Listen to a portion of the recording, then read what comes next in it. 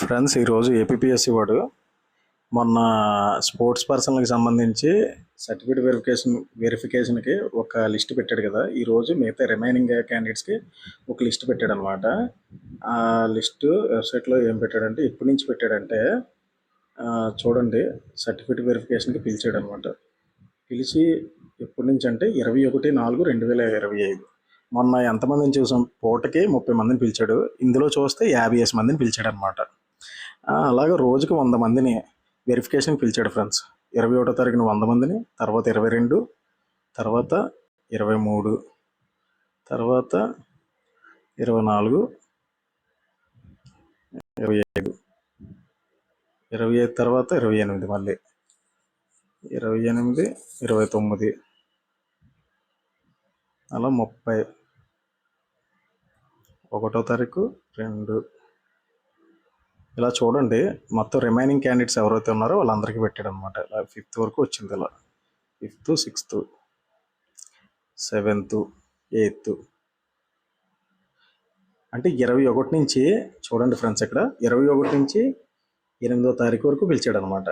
అయితే మళ్ళీ 8వ తారీఖు నుంచి గ్యాప్ ఇచ్చాడు, మళ్ళీ 12వ తారీఖు నుంచి పిలిచాడు అనమాట. ఈ చాలా మందికి డౌట్ వస్తుంది, ఏంటి 8వ తారీఖు నుంచి అంత గ్యాప్ ఇచ్చి 12వ తారీఖున పిలిచాడంటే, వీళ్ళందరూ గ్రూప్ 1 ఎగ్జామ్స్ రాస్తున్నారు ఫ్రెండ్స్. వీళ్ళంతా నేను అంతకుముందే ఒక వీడియో పెట్టాను, ఆ వీడియోలో కూడా చెప్పాను, ఇలా వెబ్ నోట్ రిలీజ్ చేస్తాడు, ఆ వెబ్ నోట్లో చెప్తాడు గ్రూప్ 1 ఎవరైతే రాస్తున్నారో వాళ్ళకి వెరిఫికేషన్ ఆ గ్రూప్ 1 మెయిన్స్ అయిపోయిన తర్వాతనే. వీళ్ళందరూ ఆ మధ్యలోనే పీరియడ్లోనే ఎగ్జామ్స్ ఉన్నాయన్నమాట, గ్రూప్ 1 మెయిన్స్. అది అయిపోయిన తర్వాత ఇంకా వీళ్ళకి ఆ తర్వాత 12వ తారీఖు నుంచి కండక్ట్ చేస్తుంటారు అనమాట వెరిఫికేషన్ అనేది, సర్టిఫికేట్ వెరిఫికేషన్ అనేది. చూడండి, ఎప్పటి వరకు అంటే 12 నుంచి 19, 20, 20 వరకు, 5వ నెల 21 వరకు ఉన్నది ఫ్రెండ్స్. వీళ్ళకి 22 వరకు ఉన్నాం. అంటే 1 మంత్ పెట్టాడు ఫ్రెండ్స్ సర్టిఫికేట్ వెరిఫికేషన్ అనేది. 1 మంత్ అంటే దీని తర్వాత సిపిటి అనేది ఇంకొక 1 మంత్ టైం పడుతుంది అనమాట. అంటే ఆల్మోస్ట్ 6th మంత్ కంప్లీట్ అవుతుంది. అంటే నాకు తెలిసి 7th మంత్ 8th మంత్కి రిజల్ట్ ఇస్తాడు అనుకుంటున్నాను, అంటే సెలక్షన్ లిస్ట్ అనేది. ఇది ఎలా జరిగింది, రెగ్యులర్ క్యాండిడేట్స్కి ఏవేవి పట్టుకెళ్లాలో అసలు సర్టిఫికేట్ వెరిఫికేషన్కి అనేది నేను ఆల్రెడీ ఇంతకుముందే చెప్పాను. స్పోర్ట్స్ కోటా వాళ్ళు ఉన్నారు కదా, వాళ్ళకి ఏవైతే ఉన్నాయో అవే ఇది దీనికి కూడా పెట్టాడు అనమాట. అదే చూడండి, అది కూడా చూద్దాం ఒకసారి మనం. స్పోర్ట్స్ కోటాలో ఉన్న వాళ్ళకి ఏదైతే పెట్టాడో ఇగో చూడండి, అది కూడా ఇగో చూసారా, దానికి డే వైజ్ షెడ్యూల్ ఒకటి పెట్టాడు. దాంతో క్యాండిడేట్ కాల్ లెటర్, మీకు ఇంతకుముందు వీడియోలో చెప్పాను క్లియర్గానే, ఒకసారి చూడండి, ఆ వీడియో ఉంటుంది నా వీడియోస్లోనే. క్యాండిడేట్ కాల్ లెటర్స్ డౌన్లోడ్ చేసుకొని అందులోనే మీ name, hall ticket number mention చేస్తూ పట్టుకెళ్ళడం. ఆ తర్వాత చెక్ లిస్టు, ఆ తర్వాత అటెస్టేషన్ ఫాము, తర్వాత non creamy layer, unemployed declaration, proforma of residency and school study certificate, అలాగే ప్రొఫార్మ్ ఫర్ పోస్ట్ ప్రిఫరెన్స్ అని అడుగుతున్నాడు.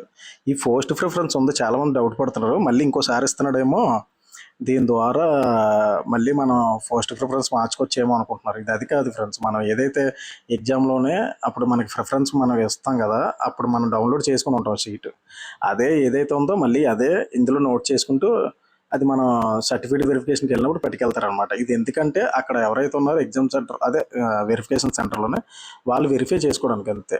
ఇక్కడ మళ్ళీ చాలామంది ఒక డౌట్ అడుగుతున్నారు, చాలామంది క్యాండిడేట్స్ ఏంటి అడుగుతున్నారంటే, అన్న మేము ఓల్డ్ డిస్ట్రిక్ట్ రాయాలా, న్యూ డిస్ట్రిక్ట్ రాయాలా అని అడుగుతున్నాడు అనమాట. ఇక్కడ చూడండి, ఓల్డ్ డిస్ట్రిక్ట్ని బేస్ చేసుకొని పోస్టులని తీసాడు అనమాట. మనం స్కూల్ స్టడీ సర్టిఫికేట్లో కూడా ఓల్డ్ డిస్ట్రిక్ట్నే మెన్షన్ చేయాలి, న్యూ డిస్ట్రిక్ట్ అనేది కాదు. అది బేస్ చేసుకొని స్టడీ సర్టిఫికేట్ కానీ లేదంటే రెసిడెన్షియల్ సర్టిఫికేట్ కానీ దాన్ని బేస్ చేసుకొని ఇస్తారనమాట. ఇది ఫ్రెండ్స్ ఓవరాల్గా చూస్తే.